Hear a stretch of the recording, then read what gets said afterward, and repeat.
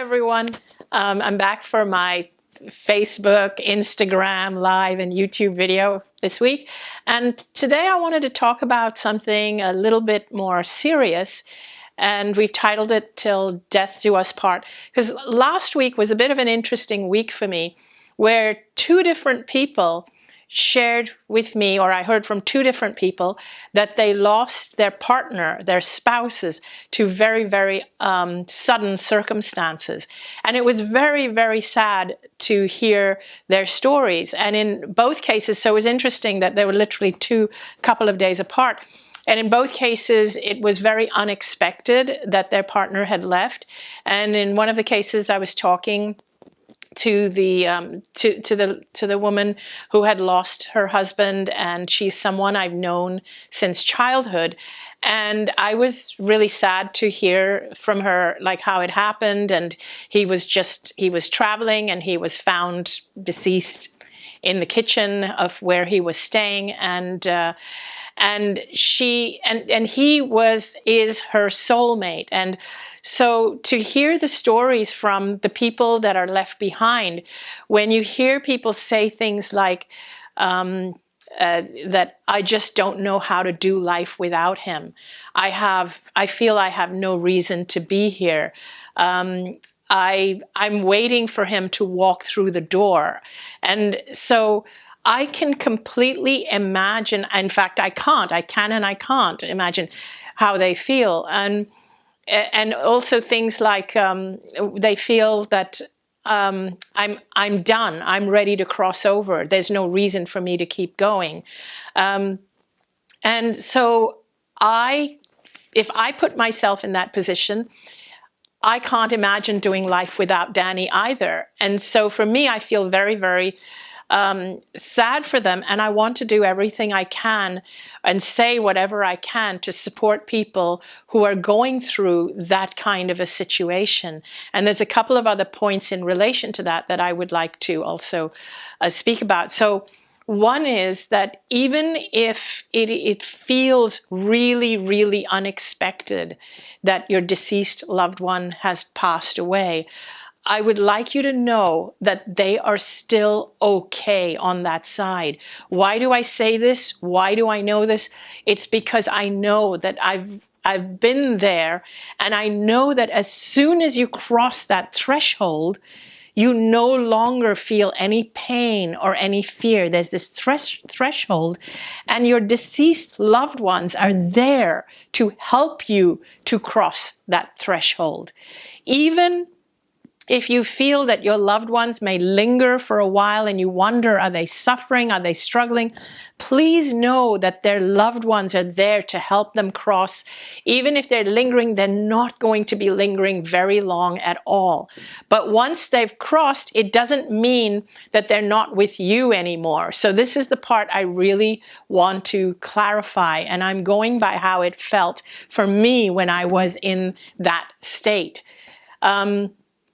So also what I want to mention is that one of the people that lost their partner, so actually let me backtrack. The other thing I want to say is that no matter how much or how familiar you are with this kind of content, like I have died and come back and I'm not afraid of death. But for me, if I were to lose somebody I love, I would still be sad. I would still grieve. So if that's what you're feeling, feel it. Don't suppress it. Don't feel that, oh, I should be better than this, or, oh, I've learned all this stuff, I should get over it. And no, don't suppress it. Don't bypass your emotions. Honor them and take care of yourself and allow yourself the time that you need to grieve and to feel those emotions. They're real, and take your time to heal. So the other thing that I wanted to mention is that one of the two people shared with me that she went immediately in her grief. She went to see somebody who is a psychic reader.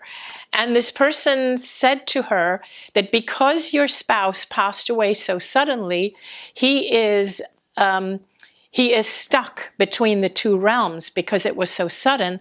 And he is and he's not leaving because you are so grieving so much. So you need to tell him, go to the light, go to the light. Now, she didn't want him to go to the light, so her heart couldn't embrace that. And so she wasn't able to tell him, go to the light. So she became more stressed about the fact that that she didn't want him to go because she wanted him to come back. She wanted him to be with her. And so she wasn't able to say, go to the light. And yet she felt guilty that she wasn't sending him to the light. So she was worried she was doing something wrong. So what I want to tell people is that if you are the one in grief, please, please, please don't worry that you are doing anything wrong. No matter what you do, it is not wrong. What you need to do is do whatever you need to do for yourself to make yourself feel better. If you need to hold on to your partner on the other side, hold on to them. That's okay, because they are there for you even when they cross over. You're not hindering them. And even if you are, and they can see that you're distressed, they won't want to leave you. And it's okay. There's nothing wrong with that. So it's not that the reader was wrong. I don't want to make people wrong when they say that. But there is a little bit of an interpretation going on there where some people interpret that if you haven't fully crossed over, that you are trapped and we need to help you cross over. I don't actually feel that way or interpret that. He was correct in that her partner, her husband, was still there because he could feel that she needed him. And he wanted to be there to support her. And he was there. And she could feel him there. But what I'm trying to say is that that's okay if that's what you need. Because if you're going to force yourself to push him away, but you're going to be more stressed by doing that, it's actually going to make it harder for that person to cross over. It's actually going to be easier if you just embrace what you're feeling and say, no, I can't live without you right now. And you're holding on to the feeling that he or she is still around. They're fine with that. They really are. They are being embraced by their loved ones. And even if the transition for them is gradual, it's okay. The other thing I want to say is that even when they have fully crossed over, they will still come back and be with you. You have not lost them.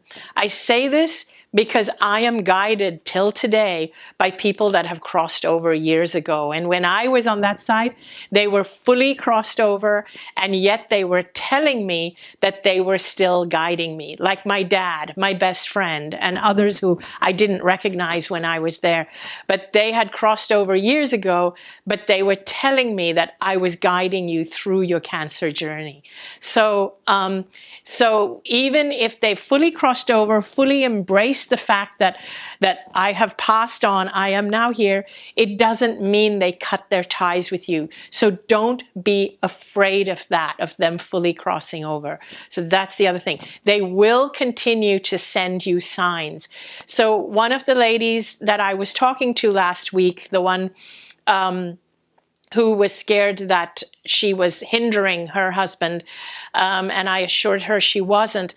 What happened is that so her favorite color is red, and she used to always wear a lot of red clothes. I even remember when we were young, she used to wear red dresses and red shoes.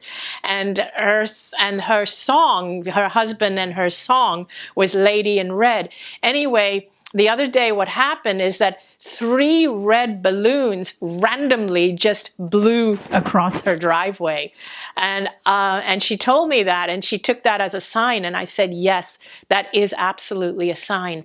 Once they're able to, they will start sending you signs. So even though one of the, as you know, many of you know the term as part of marriage vows is till death do us part. In most cases, if your partner was your soulmate and someone you loved, and even at death, you don't actually part with them. They continue to guide you and help you, and they are not suffering, and they want to help you. Now, if you've had a relationship with somebody that was tumultuous and it wasn't a good relationship, I want you to know that when they cross over, they are aware of any suffering or pain they caused you. And once they cross over, they love you unconditionally. So they will no longer cause you suffering or pain from the other side. On the contrary, they will help you as far as they can, as much as they're capable and able. They want to help you. It's part of their own growth. If there is any unfinished business in terms of conversations, or you feel that they left at a point in your relationship that left certain things hanging, or you just had an argument and you're racked with guilt about not having said I love you enough times, or you're having regrets that you wish you had said certain things, it's not too late. They're still there. They're still there, so you can continue to communicate with them and tell them, I want you to know that I really, really love you. I am so sorry I did this, or I wish I had done that. And release it from yourself. Heal yourself by talking to them and going to whatever therapies and grief counseling that you need. If any of you are going through grief right now and have lost loved ones and partners, I highly recommend a wonderful grief counselor who has online groups. His name is David Kessler. We're going to tag him on this. I'm going to put a link to his website. I believe his website is something like grief.com. Anyway, we're going to put a link to his website. Please look him up, David Kessler. Wonderful grief counselor, personal friend of mine. You can tell him you found him through my video, but I highly recommend his groups. The other thing I want to say is that if you start to find joy in life again, or even if you find another partner, then please do not feel guilty. A lot of people feel that. They feel that they should only love that person. Of course, for a long time, you will not even want to find someone else, or for whatever time that it takes you. But if you start to develop a relationship with somebody else, another partner, do not feel guilty, because they want you to be happy. And chances are they might have even led you to this other person. Unbeknownst to you, they might have led you to somebody else. So I actually want to share with you a little story of another friend of mine. He was with his wonderful spouse and partner for about 30 years, and they were soulmates. He couldn't imagine being with anybody else, and she passed away after, I think it was over 30 years of being together. And I remember at the time that happened, he felt he was done with life. He was waiting for her to come in through the door, or he would come home expecting to see her there and she wasn't there. It took him a long time. And he said that if I were to leave now, I'd be fine. I'm done. I don't even know what to do when I get up in the mornings. I don't know what to do with my day. And he was really, really distraught. And I saw him go through this for quite a few weeks, months, and sometimes he'd have good days and sometimes bad days. And this is the other piece I want to tell you is you need to do whatever you need to do for yourself to heal yourself. There is no time scale that you should do this. You need to go at whatever time works for you. So, and don't beat yourself up if sometimes you have a series of good days and then you have a bad day, because sometimes healing is not linear. Something might trigger your memory and it's okay. So anyway, with this friend, what happened is over a period of time, there was this lovely lady that would check in on him. And she was very caring, and she would check in on him, and then she would bring him food and soups, and then she would sit and she would sometimes spend time with him, and they would start to talk. And then they soon found they had things in common. And although it took some time, they then started to get closer to each other. And then they discovered something that they have in common. They both love traveling. They both love road trips. And so they decided to do a road trip together, and they realized that they travel really, really well together. One road trip led to another, and then that led to them living together. And now they plan to spend the rest of their lives together, and they can't imagine being with anyone else for this part of their lives, for the rest of their lives. Here's what's really interesting. His previous spouse who had passed away, even though they were soulmates, the one thing that she hated more than anything was traveling or going on road trips. She absolutely hated traveling. And the one thing that he wished about her, if he could change anything about her, was that he wished she would travel more, because she loved animals, and she had animals, and she had horses and cats, and she just couldn't bear it when she would leave them. When she was away from them, her heart was always there at home with them, and she would just long to go back home. And he just loved the adventure of the road, and he loved going to different countries and learning about different cultures. And that was the one thing he missed when he was with her. And although he would go off and do it sometimes on his own, nothing would have made him happier than if his partner, if his spouse did that with him. So here he was now, spending the rest of his life with this wonderful lady who couldn't get enough of traveling. So now, he and his new partner, they were on the road, and they were traveling, and they were taking flights, and she was the best travel partner he could ever wish for. One day I was talking to him, and I said to him, I think your previous partner actually brought her to you because this was the one thing that she couldn't give you while she was here. And now from the other side, this was the gift that she wanted to give you. And he said, I actually think you're right. Because of the string of synchronicities that brought this partner to him would not have been possible had it not been for the fact that she was part of his life due to the connections that came through.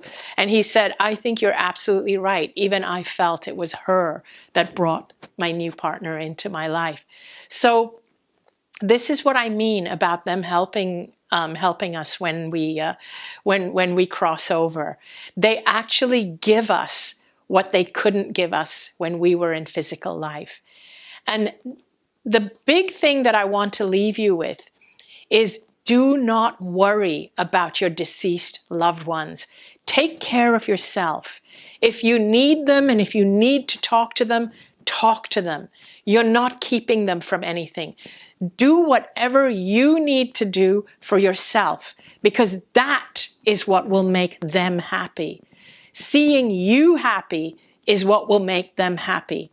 If you worry about them, that actually puts a burden on them. So please, please, please always take care of yourself. When we do ceremonies here, it's to bring closure to us. It's really to bring closure to us. And again, I don't want to undermine ceremonies, and I don't want to undermine cultural ceremonies for the deceased loved ones. What I believe it's to show our loved ones how much we love them, how much we miss them. Ceremony does a lot of good. It does a lot of good for us. But if you don't wish to do ceremony, that's okay too. You're not holding anyone back. I remember my mom, when my dad passed away, she wanted to do as little as possible. It just made her more anxious and stressed out to have to do all the 12 days of the ritual and the ceremony that our Hindu culture requires. She didn't want to do that, but she was guilted into doing it by our culture, our cultural paradigm, and the holy men of our culture. She was made to feel that she would not be doing best for her loved one, and it would mean she doesn't love him enough and doesn't want him to go where he needs to go. It was only when I died did I realize we're not doing these things for them. We're doing it for two reasons, either to bring closure to us or out of guilt and compliance of our cultural paradigm. So I'd like to leave you with that. And I'd like you to also, if you are going through grief and you're struggling with it, please call on David Kessler. Please write to him through his website. And I want you to know that your loved ones are with you. They're not going to leave you. And you're not getting in the way of anything when you talk to them and you call on them. Thank you so much. And I can't wait to see you next week. And if you enjoyed this video, if you want more information like this, please hit like on the video. Please subscribe to my channels. Please follow me. And I will see you really soon. Thanks again and bye.